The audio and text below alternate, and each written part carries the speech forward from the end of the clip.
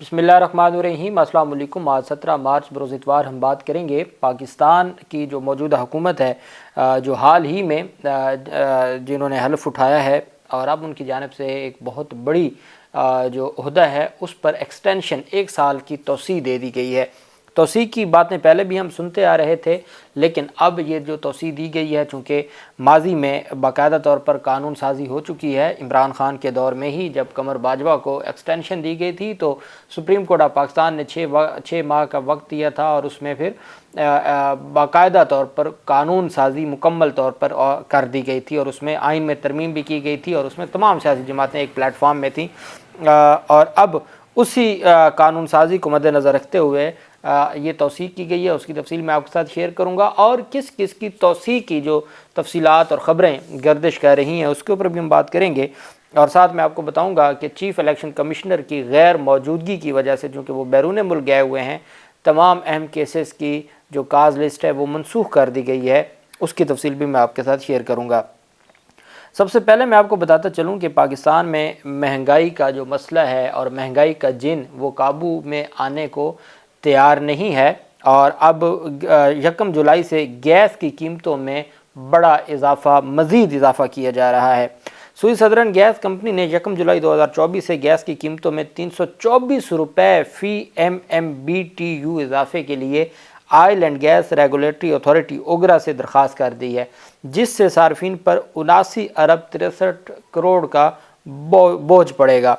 سوئی southern gas company نے اوگرا سے نئی اوسط قیمت 1740 روپے فی MMBTU مقرر کرنے کی درخواست کی ہے۔ سوئی سدرن گیس کمپنی نے آئندہ مالی سال کے لیے درخواست میں مجموعی طور پر 79 ارب 63 کروڑ روپے کے ریونیو شارٹ فال کا تخمینہ لگایا، جس کے تحت مقامی گیس کی مد میں 56 ارب 69 کروڑ 69 کروڑ روپے، جبکہ RLNG کی مد میں 22 ارب 93 کروڑ 50 لاکھ روپے کی ریونیو شارٹ فال کا تخمینہ لگایا گیا ہے۔ دوسری جانب اوگرا سوئی سدرن کی درخواست پر کل کراچی میں اور 20 مارچ کو کوئٹہ میں سماعت کرے گا۔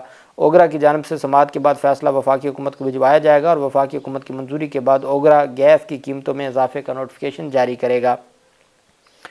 1 نومبر 2023 سے رواں مالی سال کے دوران اب تک گیس کی قیمتوں میں 2 بار اضافہ ہو چکا ہے، اور 1 نومبر 2023 سے گیس ٹیرف میں تقریباً 200% تک، اور 1 فروری 2024 کو گھریلو صارفین کے لیے گیس 67% تک مزید مہنگی کی گئی ہے۔ رواں مالی سال گیس کی قیمتوں میں اضافے کا گیس صارفین پر تقریباً 683 ارب روپے کا اضافی بوجھ ڈالا جا چکا ہے، اور اب 1 جولائی سے جو یہ اضافے کا کہا گیا ہے اس کے بعد غریب بندے کے لیے گیس کا استعمال بھی، پہلے بجلی اتنی زیادہ مہنگی ہے، اگر ہم شہروں کی بات کریں، لاہور کی بات کریں، تو یہاں اب پانی کے جو بل آ رہے ہیں وہ اتنے زیادہ آ رہے ہیں، 3400 4000 4500 صرف پانی کا بل، جو پانی عام استعمال کا ہے، پینے کے لیے تو آپ کو ویسے فلٹر سے خریدنا پڑتا ہے، جو پانی عام استعمال کا ہے اس کے 3400 4000 5000 روپے بل آ رہا ہے ایک عام گھر کا۔ پھر اسی طریقے سے گیس کا بل ہے، پھر بجلی کا بل ہے، تو یہ تو بنیادی ضروریات ہیں۔ اگر اس کے اوپر آپ اتنا زیادہ بل بڑھاتے جائیں گے، قیمتیں اتنی زیادہ بڑھاتے جائیں گے، تو یہ تو مسئلہ حل ہی نہیں ہوگا۔ غریب آدمی کے لیے پھر کیا ہوگا؟ آپ تو دوبارہ دھکیل رہے ہیں کہ غریب آدمی جو بجلی ختم کر کے دوبارہ وہ لالٹین اور دیا کی جو ایرا تھی یا زمانہ تھا اس میں واپس چلا جائے اور دور دور کنویں ہوں اور وہاں سے پانی بھرنے جائیں۔ اب یہی حالات آپ نے عام آدمی کو اور عوام پاکستان کو اتنا مجبور کر دیا ہے کہ وہ اس کے پاس اور کوئی چارہ نہیں بچا۔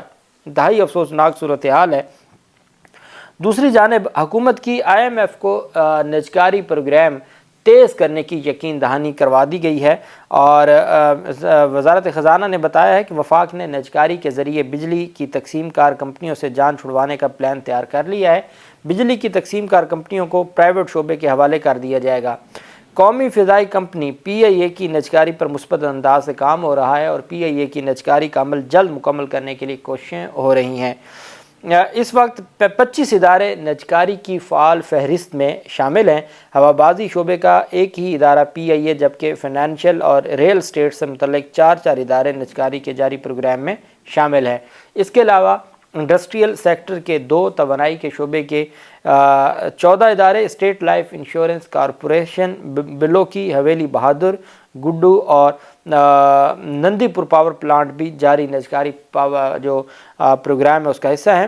تمام 10 سرکاری بجلی کی تقسیم کار کمپنیاں، house building finance corporation, first women bank, Pakistan engineering company اور سندھ انجینئرنگ لمیٹڈ بھی فعال نجکاری فہرست میں شامل ہیں۔ قومی فضائی کمپنی کی نجکاری کے حوالے سے اور مختلف جو اتحادی ہیں ان میں اختلافات بھی سامنے آ رہے ہیں، لیکن ساتھ ہی وزارت خزانہ کی جانب سے یہ کہا گیا ہے کہ پاکستان نے IMF کے ساتھ آخری جائزے کے لیے تمام شرائط پوری کرنی ہیں۔ IMF نے موجودہ پروگرام کے تحت تاحال کوئی نئی شرط عائد نہیں کی۔ شیڈول کے مطابق آخری جائزہ مذاکرات کل ختم ہو جائیں گے۔ پاکستان اور IMF کے مذاکرات کی کامیابی کے امکانات روشن ہیں۔ محکمہ کو عالمی مالیاتی ادارے کے ساتھ آخری جائزہ مذاکرات کے مثبت نتائج موصول ہونے کی امید ہے۔ مزید بتایا کہ IMF کے ساتھ مذاکرات تعمیری اور مثبت انداز میں ہوں گے۔ ذرائع وزارت خزانہ کے مطابق پاکستان نے آخری جائزے کے لیے تمام اہم شرائط پوری کر چکا ہے۔ مذاکرات کی کامیابی IMF کے اطمینان سے مشروط ہے۔ مذاکرات کی کامیابی سے متعلق فیصلہ IMF نے کرنا ہے۔ ذرائع کا کہنا ہے کہ مذاکرات کی کامیابی پر پاکستان اور IMF کے درمیان وفد کی سطح پر معاہدہ ہوگا۔ مذاکرات کی کامیابی پر جائزہ مشن $1.1 ارب کی آخری قسط کے لیے سفارش کرے گا۔ IMF ایگزیکٹو بورڈ کو پاکستان کے لیے قسط جاری کرنے کی سفارش کی جائے گی۔ ذرائع نے بتایا کہ پاکستان اور IMF مذاکرات $3 ارب کے قلیل مدتی قرض پروگرام کے تحت ہو رہے ہیں۔ پاکستان کو 2 اقساط کی مد میں IMF سے $1.90 کروڑ مل چکے ہیں۔ یہ اب کہا جا رہا ہے اور یہ اس وجہ سے کہا جا رہا ہے کہ IMF کا یہ جو پروگرام ہے یہ چونکہ آخری پروگرام ہے اور پھر نئے پروگرام کے لیے جو چیزیں ہیں وہ سامنے آئیں گی۔ ایک بات میں آپ کو بتا دوں بہت اہم ہے، IMF ہمیشہ کہتا ہے کہ آپ نے ریونیو اکٹھا کرنا ہے۔ ریونیو اکٹھا کرنے کے لیے سب سے اہم جو ریاست کے پاس طریقہ کار ہوتا ہے وہ ٹیکس کولیکشن ہے۔ ہمارے ہاں 2 بڑے کام ہیں جو اشرافیہ نہیں ہونے دیتی۔ ایک بجلی چوری، سب سے بڑا نقصان پاکستان کو، ایک تو سگریٹ کی انڈسٹری میں بہت بڑا نقصان ہو رہا ہے، دوسرا پاکستان کو بجلی چوری میں بہت بڑا نقصان ہو رہا ہے۔ جب ہم سگریٹ کی بات کرتے ہیں تو ٹیکس چوری ہے اور وہاں سے جو ٹیکس کو چھپانا اور ٹیکس چوری کی مد میں اربوں روپے کے پاکستان ریاست کو نقصان ہو رہا ہے، لیکن دوسری جانب بجلی چوری کی وجہ سے پاکستان کو اتنا بڑا نقصان ہو رہا ہے۔ تیسرا، اشرافیہ ٹیکس کولیکشن نہیں کرنے دیتی۔